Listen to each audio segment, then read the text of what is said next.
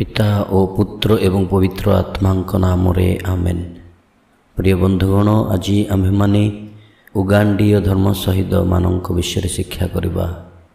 Charles लुआंगा, Joseph मकासा एवं ताहांकर साथी 1878 मसीहारे उपरलोहित अंचलर मूल आदिवासी मानक मध्यरे धवल बा गोरा जाजक माने मिशनारी कार्य आरंभ करथिले एवं परवर्ती वर्षर पास्का शनिवार प्रथम थर पाई दीक्षा स्नान दिया जाइथिला।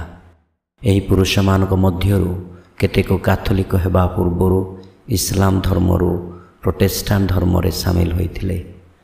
1886 मसीहा सुधा द्रुत गति विस्तार करुथिबा कैथोलिक धर्मर विश्वासी मानंकु निर्यातना आरंभ करिबाकु कुत्सित राजा मवोंगांकु प्रवर्ताइबारे आरबीय माने एवं प्रोटेस्टांट माने सफल होइथिले।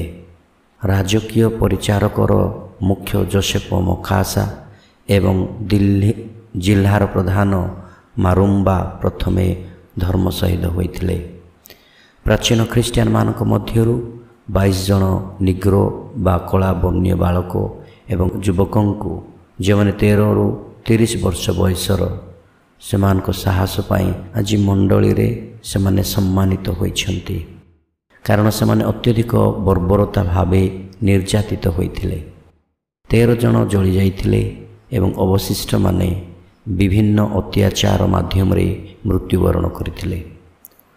1920 साल रे एही प्रथम आफ्रिकीय नेग्रो माने जे कि कांग्रेगेशन ऑफ राइट्स बा प्रतिष्ठान आचार समिति द्वारा धन्य घोषित होइथिले। एमानक व्यतीत अन्य 80 जन एही धर्म निर्यातना रे निहित होइथिले। 1964 मसीहारे पुणे पिता पाउलो षष्ठ उगांडा शहीद मानंकु साधु भाव रे घोषणा कले। मनोचिंतन।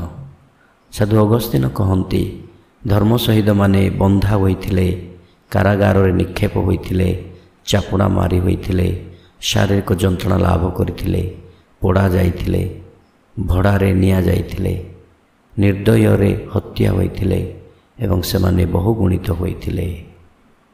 धन्यवाद।